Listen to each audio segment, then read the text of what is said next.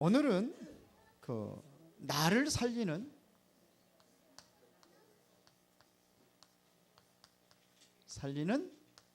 말씀입니다. 여러분들이 어떠한 그 위기를 만나든지 여러분들이 문제를 만나면은 어떻게 하십니까? 문제를 만나면 답이 없으면은 당황하게 됩니다. 당황하면은 뭐냐면 올바른 판단을 할 수 없고 잘못된 길로 계속 실패의 길로 갈 수밖에 없습니다. 그러나 문제를 만났을 때 여러분들이 뭐를 얻으면, 답을 얻으면은 여러분들이 어떠한 문제가 온다 할지라도 답이 있으니까 당황하지 않습니다.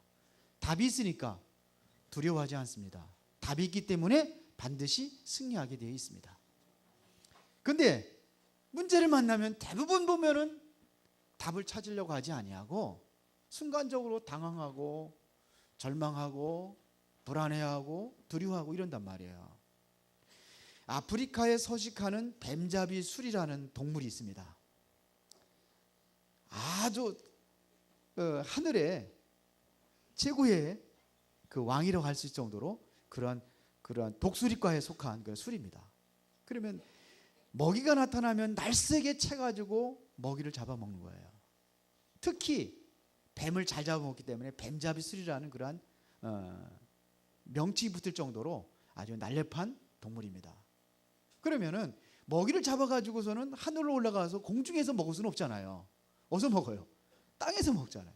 그런데 땅에서 먹이를 먹는 순간에 더 무서운 그러한 사자라든지 곰이라든지 이런 짐승이 나타나면은 당황을 해가지고 자기가 날개가 있으면 날으면 되는데 날지 못하고 달려간다는 거예요.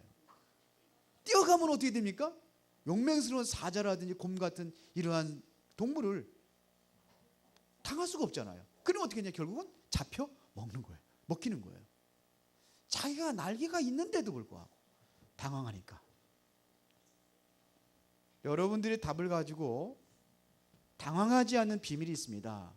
그게 뭐냐면 기도입니다. 늘 깨어서 기도하고 말씀 속에 있다면은 당황하지 않아요. 그런데 여러분들이 생각 속의 말씀을 여러분들이 묵상하면서 기도 속에 있지 않으면은 그럼 갑자기 당황하게 돼 있어요. 내가 말씀을 가지고 있는데도 불구하고. 옛날에 쥐 잡아봤어요? 쥐가 얼마나 많은지 천장후에도 다다닥 그 밤중에 자려고 그냥 막 우글거리 돌아다니고 얼마나 쥐가 많은지 몰라요. 곡식을 이렇게 창고에다 쌓아놓으면은 겨울에 파먹어오는 어떤 자루는 뭐냐 반 푸대밖에 안 돼. 가만히 해. 쥐가 다 먹어가지고 조그만 쥐가 그거 보통 그 식성이 좋은 거 아니더라고요.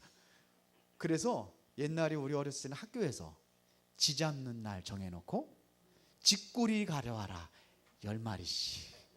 왜 쥐꼬리 배 가지고 오라는 거예요? 잘라가지고 쥐 잡아가지고 오라는 거지. 그래서 고양이를 많이 키웠어요. 고양이. 여러분들 아마 나이 드신 분들은 다 봤을 겁니다. 고양이 앞에 쥐라는 소리가 무슨 소리냐? 고양이가 탁 오면은 쥐는 쥐구멍으로 쏙 들어가면 되는데 쥐구멍 앞에서도 패패패 떨고서는 가만히 있어요. 앞발로다가 톡 치면 그냥 또르르 굴러. 그런 거 봤어요? 저는 많이 봤거든요. 톡 치면 또르르 굴러. 도망가면 되잖아. 그러면 쥐를 보면 멀리서 오면은 고양이는 뭐 막 달려지도 않습니다. 살살 갑니다. 이렇게 가도 깜짝마다 팔팔 떨고 있어요. 희한하죠. 죽으면 들어가면 되는데 뭐냐 순간적으로 당황해서 그래요. 여러분들은 뭐냐? 답이 뭐냐? 그게 바로 말씀입니다. 그러면 여러분들이 뭐냐? 이걸 가지고 기도하면 돼요. 하나님의 약속의 말씀이니까 당황하지 말고 말씀 붙잡으라 이거예요. 근데 말씀을 놓치니까 그냥 사단한테 당해버리는 거예요. 문제 속에 빠지게 되는 겁니다. 어떤 목사가 한 유명한 법률가를 꼭 해결시켜야 한다는 책임감에 사로잡혔습니다. 그래서 어느 날 그 법률가를 찾아갔습니다. 찾아가서 얘기하는 겁니다. 한 번만이라도 좋으니까 주일날 저녁 예배라도 꼭 한번 참석하시기 바랍니다. 그랬더니 이 법률가가 좋다고 응낙을 했습니다. 그래서 목사는 그때부터 특별히 그 법률가를 위해서 말씀을 준비했습니다. 약속한 당일날 이제는 그 사람이 앉아있고 이제는 설교를 했습니다. 설교가 다 끝난 다음에 그 전에 주로 이제 침례교가 많았거든요. 미국은 거기 침례교입니다. 우리나라는 장로교지만. 그럼 침례교의 특징이 뭐냐면은 구원 초청을 합니다. 설교가 다 끝난 다음에 구원 초청을 합니다. 예수 그리스도를 구주를 영접하기를 원하는 사람은 앞으로 나오세요. 그래 나와요. 그런데 그 구원 초청을 하니까 제일 먼저 이 법률가가 앞으로 탁 나온 거예요. 그래서 예수 그리스도 영접을 했습니다. 그래서 조용한 시간에 물어본 겁니다. 당신이 나의 설교의 어떤 부분이 마음에 와 닿아서 예수 그리스도 영접하게 됐습니까? 그랬더니 이분이 하는 소리가 나는 당신의 설교를 통해서 내가 마음이 움직인 것이 아니라 당신이 본문 말씀을 설교하기 전에 읽었던 그 본문 말씀이 나를 감동시켰습니다. 설교가 아니라 뭐가 중요하느냐? 말씀입니다. 이 말씀이 사람을 변화시키고 사람을 움직일 수가 있는 겁니다. 왜 그러냐? 이 하나님의 말씀에는 뭐가 있느냐? 말씀에는 능력이 있습니다. 에스겔서 37장에 보니까는 에스겔을 그 골짜기로 데려가 가지고 얘기하는 겁니다. 수많은 그러한 뼈들이 울거리는 그 뼈들을 바라보면서 얘기합니다. 이 뼈들이 능히 살겠느냐? 그때 뭐라고 그러겠습니까? 하나님이 이 뼈들이 살겠느냐? 그러면 뼈들이 어떻게 살아요? 그럼 불신앙이 아니에요. 그러면 아니 살 수 있습니다. 이것은 뭐예요? 허망한 소리요. 뼈들이 어떻게 살아납니까?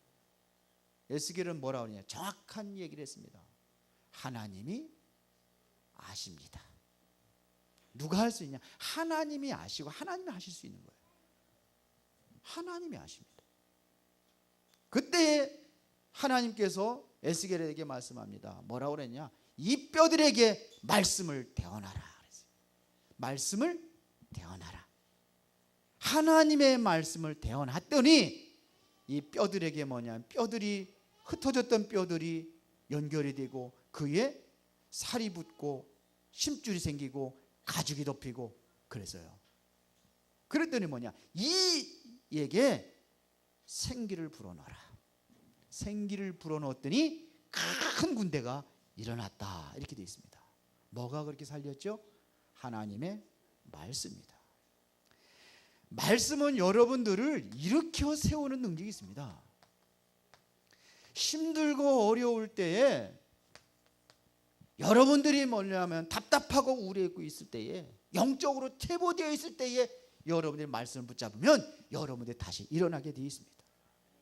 사도행전 20장 32절에 보니까는 에베소 장로들에게 이제 고별 설교를 하는 내용입니다. 바울이 여기에 보면 지금 내가 여러분을 주와 및 그 은혜의 말씀에 부탁하노니 그 말씀이 여러분들을 능히 든든히 세우사. 뭐가 세워요? 하나님의 말씀이 여러분들을 든든히 세우사 거룩하게 하심을 모든 자 가운데 기업이 있게 하시로다. 뭐가 우리를 든든히 세워나갈 수 있느냐? 하나님의 말씀이에요. 저도 힘들 때 있잖아요. 어려울 때 있잖아요. 그런 거 없겠습니까? 유목사님은 그런 거 없겠습니까? 그 유목사님 어디로 가느냐? 바다로 가는 거예요. 뭐 버리냐? 말씀 묵상하기 위해서. 저는 바다는 멀으니까 산이 좋잖아요. 내가 사랑하는 산이 뭐냐? 광교산이요. 저는 산으로 가요. 아니면 제가 사랑하는 호수가 있어요. 수원의 최고 명물이 뭔지 아세요? 서호입니다. 서호를 모르더라고. 서호에 저 서울에서도 와요. 거기가 어딘지 알아요? 서호가. 그 철새의 서식처가 바로 서호입니다. 항상 가면 새들이 있어요. 서호가 좋은 곳이 뭐냐? 다른 데는 망원경 보는데 500원씩 넣고 보는데 거기는 공짜야. 공짜로 볼 수 있어요. 참 수원이 그래도 넉넉하고 여기서. 그래서 수원을 사랑해요. 수원이 좋아요. 내가 살아서가 아니라 저는 수원을 즐깁니다. 정말로 가끔가다 이렇게 해서 뭐 하러 가느냐? 자연과 함께 뭐냐면 하나님의 말씀을 묵상하고 기도하는 거예요. 그럼 뭐가 버티느냐? 힘들 때 말씀이 내가 너와 함께 하리라. 가장 힘이 드는 거예요. 사망의 음침한 골짜기를 들어야 해를 두려워하지 마라. 주께서 너와 함께 하신다. 그런 말씀에 힘이 되는 거예요. 하나님 나와 함께 하시는데 이게 어디냐? 말씀이에요. 여호수아가 힘들고 위기 속에 들고 모세는 이제 끝났고 이제는 자기가 이제는 이스라엘 백성들의 이끌어 나가는 바톤을 잡고 지도자로 세워졌는데 어떻게 할지 모르니까 하나님께서 강하고 담대하라. 발바닥을 밟는 땅은 내가 주었노니 거기 힘을 얻고 가는 거예요. 뭐냐? 하나님의 말씀이 나를 일으켜 세워요. 절망과 위기 속에서 하나님의 말씀이 나를 세워줍니다. 어떠한 영적 사면 초과에서도 하나님의 말씀이 나를 반드시 뭐하게 하느냐? 승리하게 하십니다. 저는 믿습니다. 에베소 6장 17절에 보니까는 성령의 검 하나님의 말씀을 가지라. 사단을 이길 수 있는 검 하나님의 말씀. 마태복음 4장 1절부터 11절에 보니까 예수님께서 40일 동안 금식하시고 배가 고프실 때에 마귀가 와가지고 돌을 가지고 떡 만들어 먹어라. 왜 그렇게 굶고 있느냐? 이제 먹어라. 그때 뭐라고 그랬습니까? 칼로다가 무기로다가 마귀를 또 친 게 아니에요. 뭘 돼요? 말씀으로. 3번씩 시험할 때 뭐냐? 말씀으로. 말씀은 우리를 승리케 합니다. 고린도후서 4장 8절부터 9절에 보니까 바울이 고백합니다. 내가 사방으로 우겨 쌓임을 쌓이지 아니한다.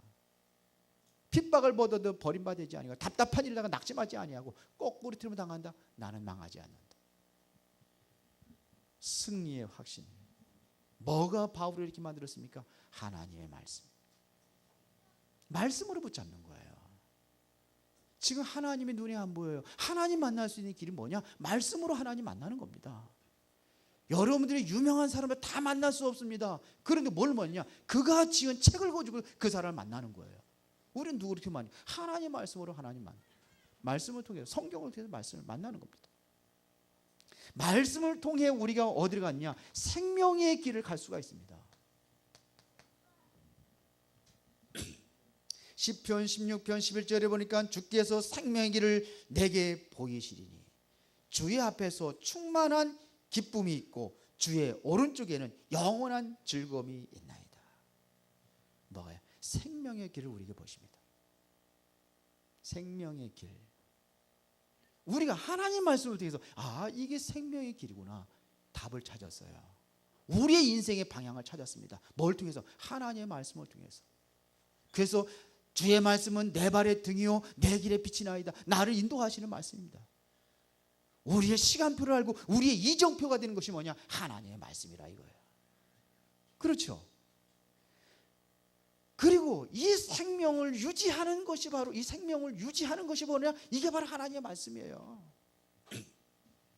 이사야 55장 10절부터 11절에 보니까 이는 비와 눈이 하늘로부터 내려서 거리로 돌아가지 아니하고 하늘에서 내려온 비가 다시 하늘로 돌아가지 않는다는 얘기입니다.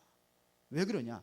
땅을 적셔서 소출이 나게 하며 싹이 나게 하며 파종하는 자에게는 종자를 주며 먹는 자에게는 양식을 준 것 같이 하늘에 내리는 비가 그렇게 양식을 주는 것 같이 내 입에서 나가는 말도 이와 같이 헛되이 내게로 돌아오지 아니하고 나의 기뻐하는 뜻을 이루며 내가 보낸 일을 형통하미로다. 하나님께서 우리의 말씀을 통해 생명을 유지한단 말이에요. 그래서 예수님께서 요한복음 6장에 보니까 보리떡 5개 물고기 2마리가 5,000명을 먹이고 얘기하는 겁니다. 유대인들이 얘기하잖아요. 우리는 강에서 만나를 우리 조상들 먹었는데 그런 표적 한번 보여주면 내가 믿겠다. 그때는 뭐라고 합니까? 그거 먹은 사람들이 살아있냐? 또 죽었지 않냐? 영원히 죽지 않는 그런 생명의 양식이 있다. 그게 뭐냐? 내 몸, 내 살 이렇게 얘기했어요. 내 피. 그게 뭐냐? 말씀이에요. 말씀이 육신이 되어 우리 가운데 오신 분이 그리스도입니다. 예수님이 뭐냐? 말씀이에요. 아세요? 이게 우리의 생명의 길을 생명을 유지하는 길이라 이겁니다. 유지하는 방법이다 이거예요. 설교의 황태자 찰스 스펄전이라는 사람이 이런 얘기를 했습니다. 신앙에서 떨어져 나간 사람은 먼지 낀 성경에서 시작한다. 신앙에서 떨어나가는 사람 왜 떨어져 나가요? 먼지 낀 성경 말씀을 안 본다는 얘기입니다. 그래서 신앙이 떨어져 나간다. 잘 들으시기 바랍니다. 여러분들이 정말로 하나님의 말씀을 통해 힘을 얻고 여러분들이 하나님의 말씀을 통해서 살아있는 그 말씀을 통해서 여러분들이 인생의 이정표가 되어야 될지 믿습니다. 그래서 우리는 뭐냐? 항상 뭐냐? 여러분들의 생각 속에 담아야 될 것이 뭐냐? 말씀이에요. 생각 속에 담아야 될 것이 말씀이에요. 이 말씀을 늘 묵상하는 게 기도요. 하나님의 뜻이 무엇인가를 말씀을 통해 찾았다면 그걸로 행하는 것이 바로 이게 살아남는 능력의 말씀을 체험하는 길인 줄로 믿습니다. 그래야 되는 거 아닙니까? 그러면 이 능력 있는 말씀의 키가 뭐냐 이거, 다시 말하면 핵심이 뭐냐 이거, 이 핵심이 뭡니까? 복음입니다. 복음입니다. 누가복음 사도행전 1장 1절에 보니까는 바울이 얘기하며 데오빌려 내가 먼저 쓴 글에는 예수께서 행하시며 그랬습니다. 시작하신 분. 그게 뭐냐? 누가복음 거냐? 죽으시고 부활하신까지 그걸 기록했단 말입니다. 이게 뭐냐? 복음이야. 누가가 먼저 누가복음을 기록했단 말입니다. 그게 무엇이냐? 복음서요. 우리 학생들한테 물어봤어요. 누가복음의 핵심이 뭐냐? 그랬더니 누가 말하네? 누가복음의 핵심이 뭐냐? 누가 말해? 누가 봐? 예수님 보시기 바랍니다. 여러분들이 누가가 되시기 바랍니다. 복음. 뭘 기록했어요? 복음서입니다. 누가가 설명한 복음서가 바로 이게 누가복음이에요. 누가바가 아니라 누가복음. 마태가 봤어요. 마태가 복음을 설명했단 말인데 그래 마태복음. 마가 뭐냐면 마가가 복음을 설명했어요. 그게 뭐냐? 마가복음. 요한이 그 복음을 보고서 그리스도를 보고서는 뭐냐? 정말로 이 그리스도가 복음이구나. 예수가 그리스도구나. 복음이구나. 그래서 쓴 게 복음서 요한복음이요. 각자가 보는 그런 그 똑같은 사건이라도 약간씩 시각차가 있었죠. 그래서 그걸 기록한 겁니다. 이게 복음입니다. 핵심이 뭐냐? 복음을 설명하는 겁니다. 성경 말씀 전체가 누구를 설명하느냐? 예수를 설명하고 있단 말입니다. 그래서 요한복음 5장 39절에 보니까 너희가 영생을 언제 알고 이 성경을 상고하는 이 성경은 누구예요? 나에 대해서 기록했다. 이 베드로가 바로 이 예수를 뭐라냐? 그리스도라고 고백했단 말입니다.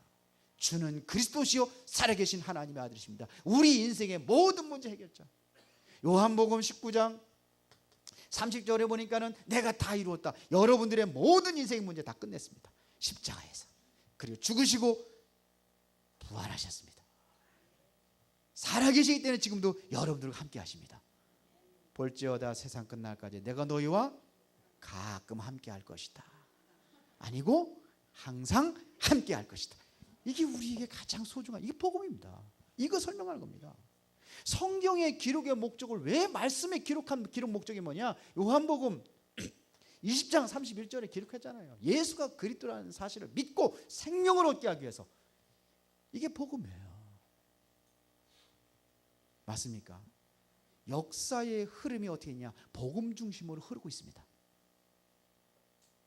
복음이 회복이 되면 복음을 누리고, 그리고 복음이 희미해지면 재앙과 멸망이 오고, 또 다시 복음 회복하면 또 복음 누리고, 그렇죠? 복음 희미하면 또 재앙과 멸망이 오고, 이게 역사입니다.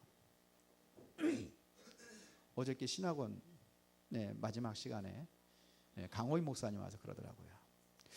왜 북한이 망했느냐? 왜 그랬을까요? 가장 기독교가 왕성했던 데가 평양입니다. 복음이 들어오고 어느 정도 왕성했느냐 하면은 술집이 문을 닫기 시작했습니다. 그래서 술집에 있는 사람들이 상사가 안 되잖아요. 문을 닫는 거예요. 그래서 그들이 가장 싫어하는 건 뭐냐? 교회예요. 술집 사람들이, 술집 여자들이. 그래서 이기풍 목사 꼬여가지고서 뭐냐면 그 선교사 그 교회 불질리게 만들고 막 이렇게 이런 일이 했잖아요.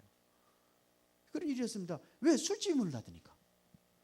그랬던 한국의 예루살렘, 아시아의 예루살렘이라 할 정도로 가장 기독교가 왕성하게 부흥됐던 그 땅에 1939년 9월 9일 날 뭐를 했냐? 신사참배는 우상숭배가 아니고 국가의례다, 국민의례다.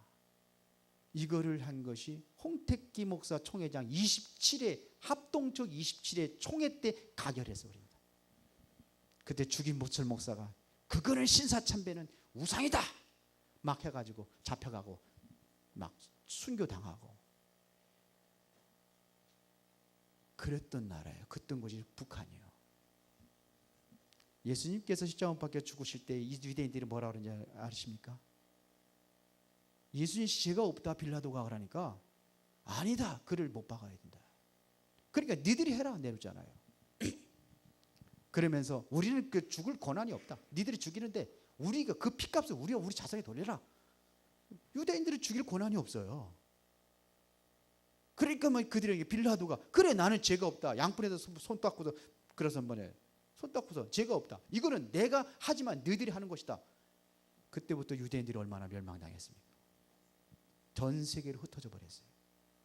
유대인같이 비참하게 멸망한 나라가 없었어요. 1800년 동안 나라 없이 세계로 흩어져 유리하고 방황했던 민족 유대인들입니다. 그런데 보세요. 그리고 나가지고 딱 10년 만에, 난 그걸 몰랐는데 10년 만에 1948년 9월 9일 날 공산주의 국가로 선포되는 그날이요. 그러니까 완전히 북한이 그렇게 되는 거예요. 왜? 복음을 박해하고 복음을 잃어버렸어요.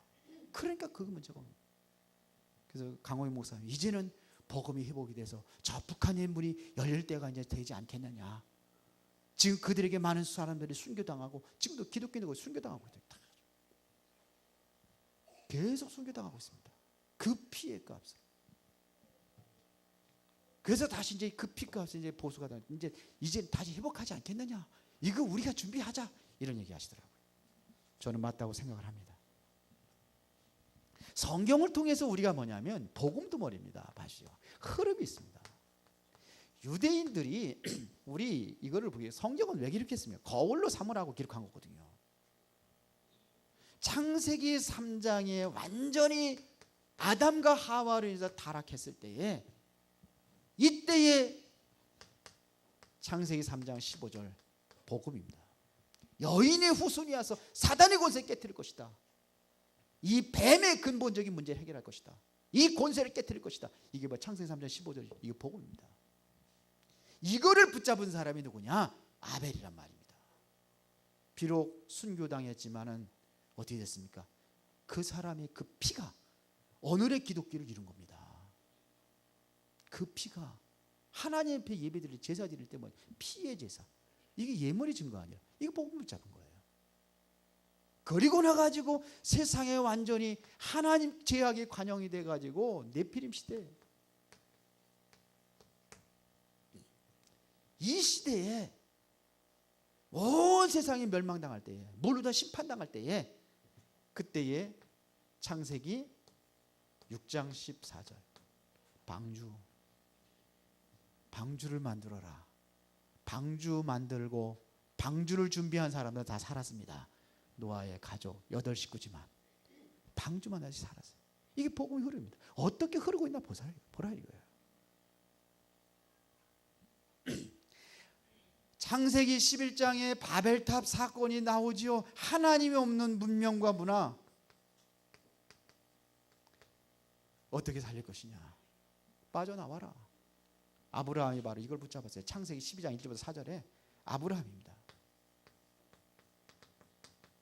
살아나는 길이 뭐냐? 여기서 빠져나와라.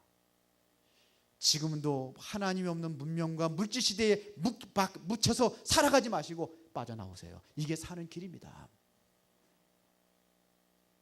여기서 빠져나오세요. 우리 학생부 교사들 잠깐씩 모여가지고 9시에 모여서 잠깐 기도하고 하는데 가장 심각한 문제를 얘기하는데 그러더라고요. 애들이 어저께 보링장에 가가지고 보링 치는데도 보링장에 차면서 보링하면서도 그거 하면서 한다네. 우리 애들이 이거 너무 심각합니다. 이렇게 해가지고 어떻게 교회 학교에서 뭐냐면 그 학교 학업에 집중하면서 뭘 할 수 있겠냐. 교회에서 메시지 듣지 못하고 그거 하면 집중한다면 거기에 빠진다면 이게 무슨 메시지 집중할 수 있겠냐. 앉아 있어도 뭐냐, 그거 뺏어놓고 앉아 있어도 생각은 뭐냐, 거기가 있는 거라. 심각한 문제 아니에요? 이게 바벨탑 문화입니다.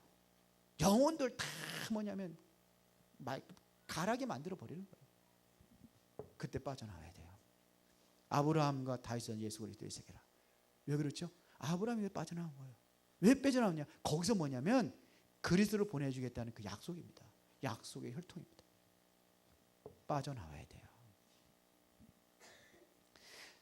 출애굽기 3장 1절부터 10절에 보니까는 무엇입니까? 이스라엘 백성들 동안 애굽에 완전히 노예가 되어버렸습니다. 그때에 출애굽기 3장 18절에 모세가 뭐를 붙들고요? 희생제물. 이것 잡고서 애굽에 가가지고 이스라엘 백성 이것 붙잡고 나올 때 출애굽의 역사가 일어났습니다. 희생제물, 피제사. 완전히 바벨론의 포로가 되었을 때에 포로 시대에 붙잡은 메시지가 뭡니까? 보라 처녀가 잉태 아들 낳으리니 그 이름을 임마누엘이라 하리라. 지금 성경에서 복음 얘기 있다니. 이 복음에 흐를 때마다 복음을 붙잡을 때마다 역사가 살아나기 시작합니다. 바벨론 포로에서 해방되는 메시지가 뭡니까? 처녀가 잉태 아들 낳으리니 그 이름을 임마누엘이라. 이게 전부 다 누구 얘기하는 거예요? 복음이거든요. 그리스도 얘기하는 겁니다. 로마의 속국이 돼 있을 때에도 베드로가 뭘 얘기했습니까? 이사야 7장 14절. 베드로가 주는 그리스도시요 살아계신 하나님의 아들이십니다. 이 복음이 오로지 그곳에 완전히 로마에서 완전히 전 로마인들에게 다 들어갔을 때 로마가 뒤집어져 버렸어요. 기독교로 바뀌어 버렸어요. 로마가 그랬다니까요. 그렇게 기독교를 박해하던 나라가 기독교를 국교로 선언한 지가 313년 아닙니까? 이게 뭡니까? 이게 계속 이 운동이 일어난 거예요. 중세 교회 때 어느 정도로 타락했느냐? 중세 교회가 이제는 로마가 기독교를 국교로다가 선언하니까 뭐하냐? 가짜들도 교회에 들어가서 활동하는 거예요. 왜? 그거 하나면은 성공할 수 없으니까 교회에 들어가야 되는 거예요. 그래야 성공한단 말입니다. 난 예수입니다. 그러면 그 사람은 뭐냐면 사회에서 이 사람은 사회생활 할 수 없어요. 그렇게 가짜들이 들어가니까 뭐냐면 이게 복음이 또 희미해져 버린 거라. 그때 어떤 역사가 일어납니까? 이제는 뭐냐, 돈으로다도 천국 갈 수 있다, 이렇게 이런 시대가 온 거예요. 면죄부 팔아가지고 돈 헌금하면은 돈금 많이 하면 천국 간다, 이런 시대가 온 거예요. 그때 마르틴 루터가 붙잡은 말씀이 뭡니까? 로마서 1장 16절부터 17절입니다. 이 복음은 모든 믿는 자의 구원을 주신 하나님의 능력이 됨이라. 첫째는 유대인에게 또한 헬라인에게로다. 그러면서 17절은 뭐라 했습니까? 의인은 오직 이 복음에 대한 믿음으로 사는 것이다. 이 운동이 일어난 거예요. 이게 여기서 이제 일어난 게 새로 나온 게 개혁교단이요. 그런데 지금 시대를 봅시다. 지금 어떤 시대를 우리가 살고 있는지, 지금 종교 통합 시대가 오고 있습니다. 뭐냐? 교회만 다닌다고 구원받느냐? 불교도 구원받고 천주교도 구원받고 모든 마음의 교회도 구원받고 모든 종교가 하나가 되자, 이렇게 운동이 일어난 거예요. 어떻게 해야 되겠습니까? 이 시대에 우리가 살릴 수 있는 비밀이 있습니다. 그걸 위해서 오직 복음만이 구원받을 수 있다, 이거 외치는 단체가 있어요. 기독교 모든 교회들이 지금 뭐냐면 종교 통합 시대로 다 가고 있는데 그렇게 일어난 단체가 있어요. 오직 복음만이 살 길이다. 전 세계에 지금 복음 운동하고 있는 사람이 있습니다. 이 단체, 하나님께 이 단체를 들어서 세계를 살리게 될 줄 믿습니다. 말 안 하겠습니다. 복음. 그래서 이거에 집중하자고 그래서 지금 집중 훈련하는 거예요. 인도를 잘 받으시기 바랍니다. 이 사람들이 뭐냐, 신생의 12가지 문제에서 빠져나가서는 해답 오직 그리스도. 이 운동이 일어나고 있어요. 결론입니다.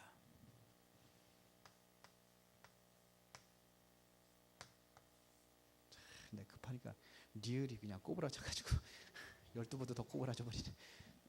그래도 아시죠? 뭘 여러분들이 실천해 나갈 것이냐?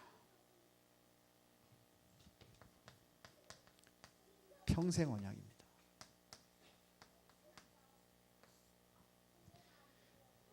내가 이 시대에서 내가 사는 이유가 뭐냐? 내가 무엇을 위해 살아가는 것이냐?